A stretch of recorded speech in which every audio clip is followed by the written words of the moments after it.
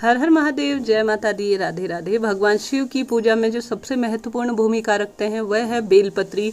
परंतु कई लोग नहीं जानते कि बेलपत्री कब तोड़नी चाहिए या कब नहीं तोड़नी चाहिए। कई कमेंट्स भी मिलते हैं। आज इसी बारे में यह वीडियो है। शास्त्र प्रमाण के साथ यह जानकारी आप सभी को मिलेगी।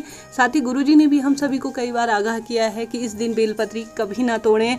पूजा पाठ कितनी भी कर ले परंतु उसका फल जो है मिलने में बहुत कठिनाई होगी। साथ ही पूजा इत्यादि का फल भी कहीं ना कहीं निष्फल होता चला जाता है। ऐसे में शास्त्र कहता है बेलपत्र की महत्वता जितनी गाई जाए, जितनी बताई जाए उतनी कम है। कहा जाता है जिस व्यक्ति के वंश वृद्धि अर्थात पुत्र प्राप्ति की समस्या हो रही हो तो उसे बेलपत्री का वृक्ष लगाना चाहिए। जैसे जैसे बेलपत्री का वृक्ष बड़ा होता है वैसे वैसे उसके संतान या वंश वृद्धि की जो समस्या हो रही होती है उससे भी उसे मुक्ति मिलती है। साथ ही पितरों का भी इससे तारण होता है। भगवान शिव में समर्पित होते होते यह कई दोषों को जो है दूर करती है। साथ ही यह कहा जाता है जब किसी व्यक्ति की मृत्यु हो रही होती है तब उसकी जो अर्थी होती है, उसका शव होता है, अगर वह बेलपत्री वृक्ष के नीचे से गुजरता है तो उसे शिवलोक अर्थात शिवधाम प्राप्त होता है।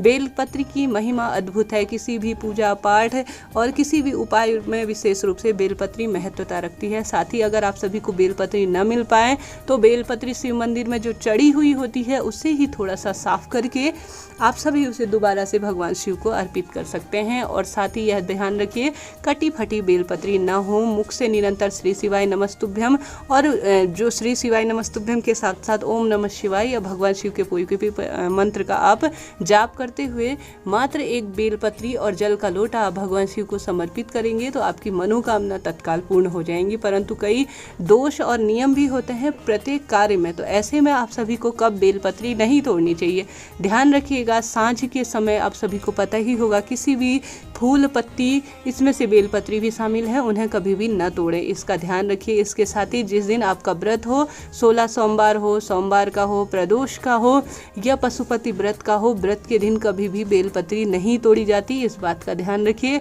इसके साथ ही जब अष्टमी तिथि हो, चतुर्थी तिथि हो, नवमी तिथि हो महीने की और साथ ही अमावस्या या संक्रांति तिथि हो तब भी बेलपत्री को नहीं तोड़ना चाहिए।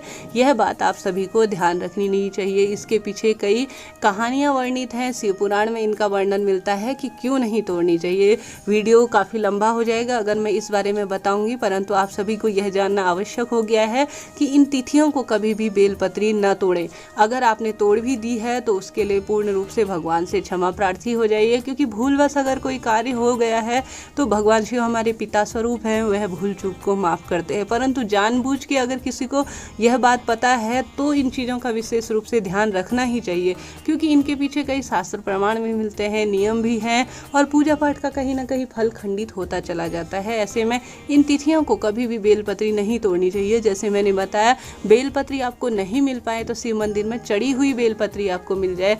खरीदी हुई जो बाजार में जो व्यक्ति होते हैं बेच रहे होते हैं वह पहले ही दिन तोड़कर बाजार में ला गए होते हैं। उन बेलपत्रियों को लाकर आप उनका मूल्य चुकाकर जो है उन्हें भगवान शिव को समर्पित कर सकते हैं। साथ ही मंदिर में तो मिलती ही है, पूजा का फल पूर्ण रूप से प्राप्त होता है। उनको थोड़ा सा धोकर दोबारा उन पर चंदन इत्यादि लगाकर जो है भगवान शिव को आप समर्पित कर सकते हैं। तो इस बात का पूर्ण रूप से ध्यान रखिए कि बेलपत्री इन तिथियों को कभी ना तोड़े। साथ ही मैंने जैसे बताया सांझ के समय भी जो है बेलपत्री को कभी नहीं तोड़ना चाहिए। इसके साथ ही बिना नहाए बेलपत्री तोड़ सकते हैं, इसमें कोई दोष नहीं लगता, इस बात का ध्यान रखिए, कोई दिक्कत नहीं है। आप जो है जैसे आपने दूसरे दिन जैसे कहने का अर्थ है सोमवार की पूजा कर रहे हैं तो इतवार के दिन यानी संडे के दिन आप सभी जो है पूर्ण रूप से पूजा करने से पहले तोड़ सके तो उत्तम है, नहीं तो पूजा इत्यादि करने के बाद 11-12 बजे इत्यादि में भी तोड़ सकते हैं। बासी कभी नहीं होती बेलपत्री, इस बात का ध्यान रखिए। मुझे उम्मीद है आज की वीडियो आप सभी के लिए महत्वपूर्ण रही होगी। हर हर महादेव, श्री शिवाय नमस्तुभ्यम, जय माता दी।